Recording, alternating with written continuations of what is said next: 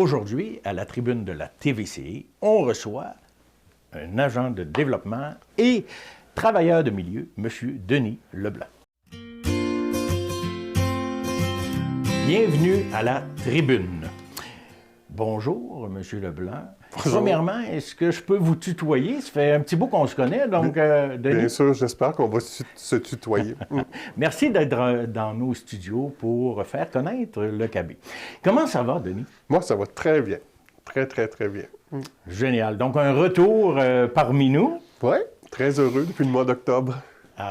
J'aimerais que, pour les gens qui ne te connaissent pas, en fin de compte, là, parle-nous de toi un petit peu, là. Oui, au niveau professionnel, j'ai toujours été impliqué dans le milieu communautaire ou culturel. Je suis quand même atteint un âge vénérable. Fait que dans les années 70, j'ai été impliqué au début, j'étais près de l'équipe de la télévision communautaire des Bois-Francs, puis j'avais beaucoup d'amis dans le réseau communautaire. Fait que sans être directement impliqué dans les organismes, j'étais prêt. J'étais membre, je participais aux assemblées générales, etc.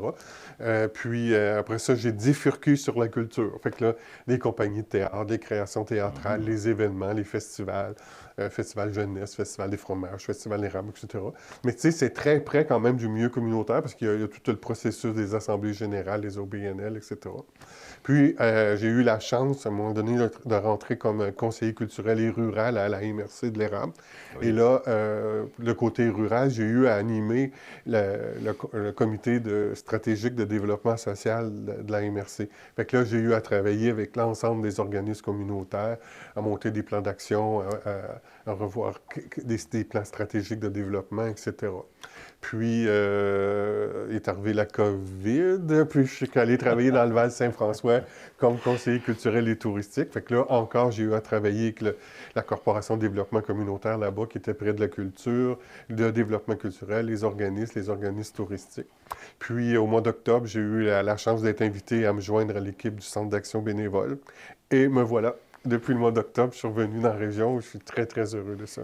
Hey, génial. Bien, nous aussi, on est heureux. Hein? Puis merci de ramener tes compétences au sein de la MRC. Ouais. C'est très apprécié de la communauté. Ben, J'en suis convaincu. Si je peux être utile et agréable, ça me fera plaisir.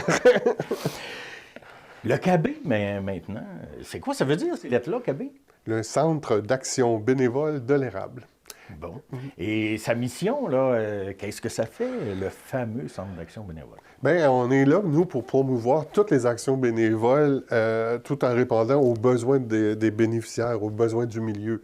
Ça fait 41 ans qu'on existe, hein? Et tout au long de ces 41 années-là, on a vraiment travaillé à développer des services pour répondre aux besoins de la communauté. Très belle mission hein, pour les gens de la MRC de l'Érable, Denis. On aimerait en connaître plus un petit peu, par exemple, sur son historique. Hein? 41 ans. 41 ans. Il s'est passé bien des choses là, depuis ce temps-là. Bien, au cours de ces 41 années-là, moi, j'arrive au Centre d'action bénévole. Oui. Fait que j'ai fait un exercice de voir qu'est-ce qu'on avait fait comme travail au cours de ces années-là. Puis à ma grande surprise, le CAB était comme très important dans le développement communautaire de la MRC de l'Érable. Il était initiateur de plein de projets. Je pense à la Maison des familles, le Centre de prévention du suicide, le réseau communautaire. Un peu, il était là au début, ce qui a amené la Corporation de développement communautaire. Ce qui fait qu'on était très, très, très près de tout le développement communautaire. Puis après ça, on a eu comme une tendance plus à... des organismes se sont structurés, Solutions Ménage de l'Érable, la Corpo. Ça fait que là, c'est sûr que là, on intervenait en moins dans des grandes actions pour se spécialiser plus dans l'action auprès des personnes ayant des besoins, les personnes aînées ayant des besoins spécifiques, ces choses-là. Fait que là, on a développé toute une gamme de services pour rentrer en action pour répondre aux besoins de la communauté. Fait que ça a été, le CAB a été très important dans le développement communautaire de notre MRC. Est-ce qu'on pourrait dire que ce serait le pendant de la CDC actuellement, mais il y a 40 ans, en fin de compte? Hein? Bien, tu ne peux pas dire que c'est nous qui avons initié tous les projets, mais nous y avons participé. Okay. On était sur des comités de réflexion, de mise en action. Ça fait qu'on était très... Mhm. Je suis très fier de découvrir ça de ma corporation. Ah, Oui. ben oui. Et c'est bien de le partager aux gens Mm. aussi, hein, aux Ouais. téléspectateurs, parce que c'est pas tout le monde qui connaît le KB depuis 41 ans. Là, ouais. Mm. Avec tous ces services-là, là, mais à qui ça s'adresse, ces services-là, vraiment? Là? Ouais. Est-ce que il y a un coût relié à ça, là, aussi? Non, mais tous les services offerts par le KB, ben, il n'y a pas de coût, pas de coût d'inscription. Nos membres, c'est des bénévoles actifs. On a environ actuellement 92 membres qui sont répartis sur l'ensemble de nos services, on a la popote roulante. Les gens, ça, c'est un de nos bons services qui est très apprécié de tous nos bénéficiaires. Mhm. On a l'accompagnement transport. Les gens qui ont besoin d'aller à l'Hôtel-Dieu, des rendez-vous médicaux. Des fois, on va jusqu'à Québec, Trois-Rivières. On accompagne les gens qui n'ont pas d'auto ou de moyens autres transports. On a les appels de bienveillance qu'on a développés au début de la COVID parce qu'on n'était plus capable d'aller chez les gens. Fait qu'on s'est mis à appeler tout un réseau d'appels pour savoir comment se portaient les gens, est-ce qu'il y avait besoin, est-ce qu'il y avait des besoins spécifiques. Fait qu'on vraiment on s'est mis à l'écoute. Puis on a aussi des visites amicales où là, on a des bénévoles qui vont chez les gens, s'entretenir avec eux, discuter. Il y en a qui jouent aux cartes. C'est vraiment comme un réseau d'amitié là, avec ces Oui. visites. Courrier des enfants. On a des centaines d'enfants qui écrivent à des grands-parents, grand-mère, grand-père. Et il y a comme un échange épistolaire qui se fait entre les enfants et les grands-parents. La majorité des lettres, c'est des lettres très positives, très anodines, mais quelques-unes des lettres, les enfants nous demandent des conseils pour répondre à différents problèmes qu'ils ont. Ce qui fait que là, on fait appel à tout un réseau là, de soutien pour que les réponses soient adéquates et Mhm. les guider comme il faut. Grand-mère tendresse, un service qu'on a développé. Ça, c'était un réseau de grand-mères qui vient en aide soutenir les jeunes mamans, les nouvelles jeunes mamans. Parfois, ils ont besoin de conseils ou de... fait que là, on travaille beaucoup aussi avec la Maison des familles, avec le réseau des grands-mères tendresse. Et le programme PAIR, PAIR, c'est des appels informatisés à tous les jours. Là, actuellement, c'est Pascal Normand, pas Pascal Normand, mais le chanteur Patrick Normand? Patrick Normand, OK. qui fait les appels automatisés. Et si la personne ne répond pas, ben là, il y a des vérifications qui partent automatiquement là, pour savoir est-ce que la personne est dans le besoin, est-ce qu'elle est tombée, est-ce que c'est... etc. Fait que ça, c'est un autre service qu'on offre au Centre d'action bénévole. Et le dernier, et non le moindre, c'est les travailleurs de milieu, moi et ma collègue Francine, qui ont fait un travail sur tout le territoire pour venir en aide. On est des réseaux de veille. Ce qui fait qu'une personne, mettons qu'on reçoit des appels, telle personne, on pense qu'elle aurait des besoins spécifiques, on va la rencontrer. Et là, on la met en contact avec tous les services qui sont offerts sur le territoire. Ça peut être, ils ont besoin de popotes roulantes, ils ont besoin de solutions ménage de l'érable qui vont leur donner des conseils. On les réfère aux travailleurs sociaux du CLSC dans les différents réseaux, SOS Abus, ces choses-là. Ça, c'est vraiment un travail important sur l'ensemble du territoire. Qu'on se promène et on va faire des... On est comme deux veilleurs. Puis on est une passerelle entre les besoins des personnes et les besoins existants. Et ça, c'est vraiment un travail hyper motivant. Oui, Pour les moi. travailleurs de bienveillance, hein, Ouais. les veilleurs de bienveillance. Les sentinelles. Oui, des sentinelles, Ouais. effectivement. J'entends que, et je peux comprendre aussi que ça renforce le tissu social de notre communauté, le Centre d'action bénévole aussi. Hein. Et j'entends aussi que ça s'adresse à toute personne et qui vit certains besoins. Là, Ouais. Il n'y a pas d'âge. Hein? Ça peut être... si la personne est momentanément démunie ou a besoin, je ne sais pas, il y a eu une opération, la personne est seule, a besoin de service, on est là pour répondre à ses besoins. C'est vraiment... c'est sûr qu'actuellement, il y a beaucoup de personnes aînées, mais ça ne s'adresse pas qu'aux aînés, ça s'adresse à toute la population qui ont besoin. Fait qu'on est là pour répondre. Vraiment extraordinaire. Les bénévoles, hein, vous en avez parlé, tu en as parlé tout à l'heure, Denis, les bénévoles, c'est le nerf de la guerre chez vous, je crois. Là, hein? Donc, comment fait-on pour devenir bénévole au KB? Bien, vous pouvez rejoindre notre brigade. Actuellement, on est autour de 95 bénévoles. Et on en a perdu un peu avec la COVID. Et il s'agit tout simplement de prendre contact avec nous. Vous appelez au KB.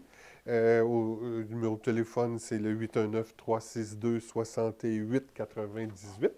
6898. Et là, Marilène Leblond, qui est à l'accueil, qui va prendre vos coordonnées. Puis, après ça, il y a une rencontre qui va être faite pour expliquer tous les services, puis tout le protocole des bénévoles. Parce que c'est sûr que comme on travaille beaucoup avec des personnes qui sont démunies, il y a une petite enquête là, de vérification des antécédents. C'est tout. Si vous êtes, on est tous des personnes honnêtes, là, ça fait que la SQ nous aide de ce côté-là aussi à vérifier les antécédents. Puis après ça, on fait partie de l'équipe de la brigade des bénévoles du KB. OK. Et qu'est-ce que ça prend pour être bénévole?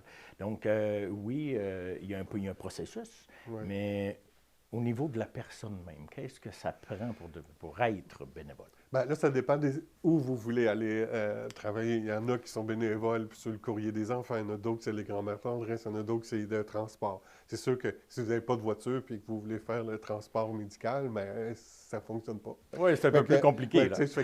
Mais d'abord et avant tout, c'est le goût de s'investir de donner des services, d'être au cœur du service qu'on offre aux bénéficiaires.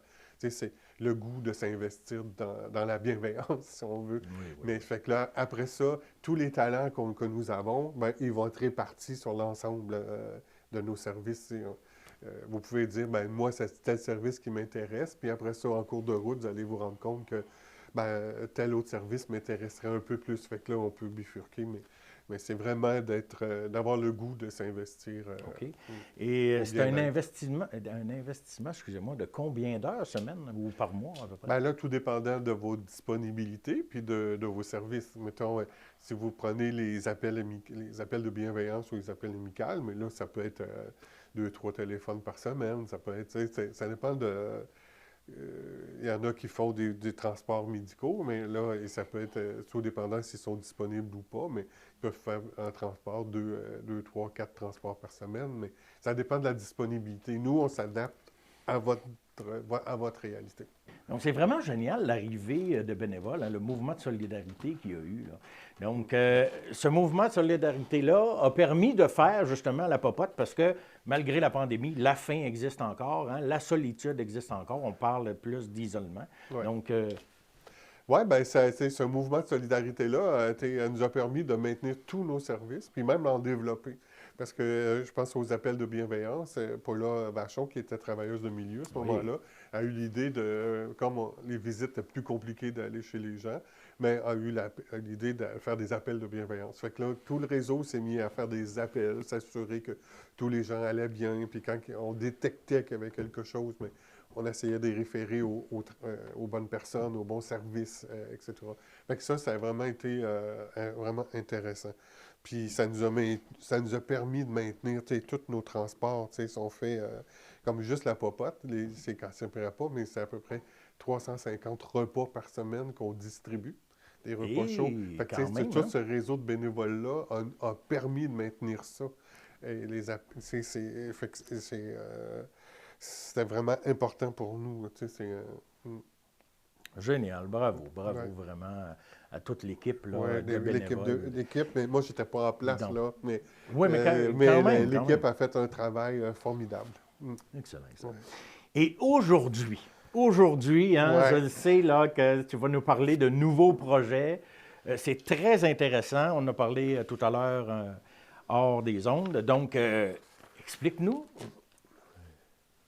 Qu'on veut faire, les projets actuels. Là, actuellement, on veut restructurer le KB, le Centre d'action bénévole, ce qui fait qu'on va faire des actions dans chacune des municipalités pour créer des comités d'action bénévole municipaux. Fait que notre objectif, c'est vraiment de créer 11 comités KB dans chacune des municipalités. Et le travail va débuter. Bon, on a une réunion du conseil d'administration cet après-midi pour vraiment structurer tout ça. Mais on va vraiment créer des comités pour créer ce réseau de sentinelles-là, ce réseau de bienveillance, parce que pour avoir des antennes un peu partout sur le territoire. Parce que le problématique, c'est pas souvent les personnes qu'on voit qui ont des problèmes, c'est ceux qu'on ne voit plus. Ça Effectivement. fait que dans le village, monsieur un tel ou madame une telle, ça fait une couple de jours qu'on la voit plus, elle vient plus aux réunions. Ben là, ça, c'est un signal. Hein? Puis, fait que si on est capable de créer un réseau de bienveillance dans chacune des municipalités, mais là, il y a des alarmes qui vont sonner. Fait que là, on va être capable de faire des actions, aller prendre contact avec ces personnes-là. Est-ce que vous avez besoin? Parfois, non. Ils ont juste besoin de s'isoler un petit peu, mais parfois, ils ont besoin. Fait que là, on va être capable de leur offrir soit la popote, soit les transports médicaux, soit les mettre en contact avec Solutions Ménage. C'est tout dépendant des besoins qu'ils ont, ben, on va les mettre en contact avec les bonnes personnes. Fait que c'est pour ça que ces 11 comités KB-là qu'on veut créer dans chacune des municipalités, c'est vraiment notre projet majeur pour cette année, puis aussi pour recruter des bénévoles. Parce qu'on voit parfois qu'il y a une corrélation entre le nombre de bénévoles puis le nombre de bénéficiaires. Ce qui fait que si on a une belle représentation dans les municipalités, ben, on va être capable de développer nos services. Puis ces comités-là, aussi locaux, ben, ils vont identifier des services propres à leur municipalité. Ce qui fait que ça va amener des spécificités aussi. Ça fait que là, on est très, très confiant que ce service-là va être utile. Puis ça va être tout un réseau de sentinelles. Si mettons, on arrive avec des comités d'au moins 5 personnes dans chacune des municipalités, mais ça fait tout près de 55 personnes qui veillent sur la communauté, qui vont veiller sur nous. Ça, c'est un des services qu'on a.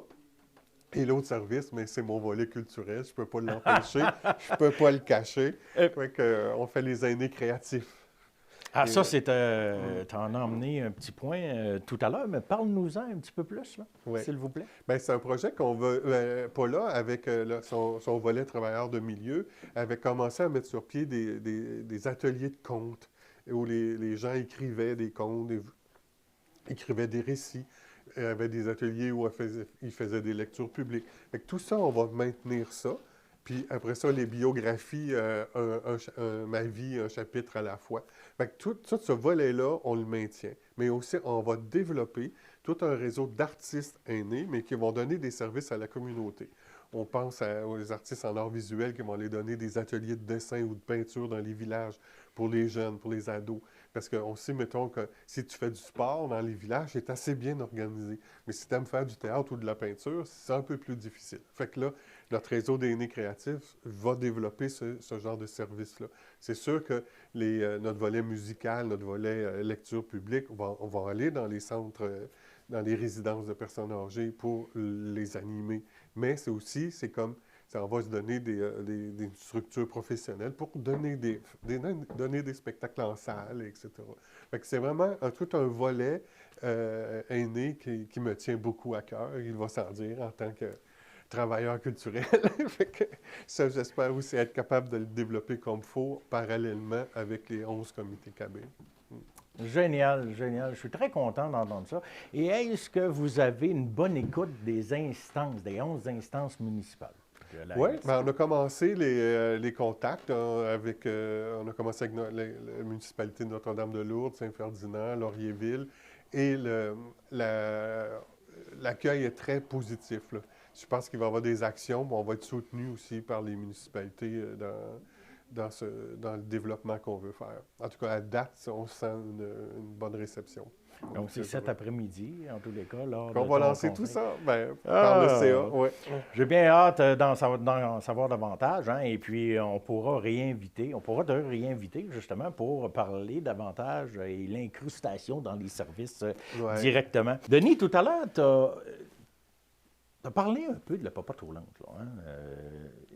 La faim existe toujours. Hein? On sait qu'il y a Orapé qui offre aussi de l'aide alimentaire.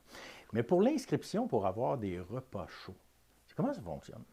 Bien, vous avez tout simplement à appeler au Centre d'action bénévole au 819-362-6898. et signaler que vous avez besoin de la popote. Et Guylaine va prendre contact avec vous, va vous expliquer comment ça fonctionne, le choix des menus, etc. Parce qu'on a deux volets. On a la popote chaude qui est livrée, puis on a aussi la possibilité d'avoir la popote réfrigérée. OK. Ce qui fait que vous pouvez l'avoir chez vous, le mettre au micro-ondes et avoir des repas.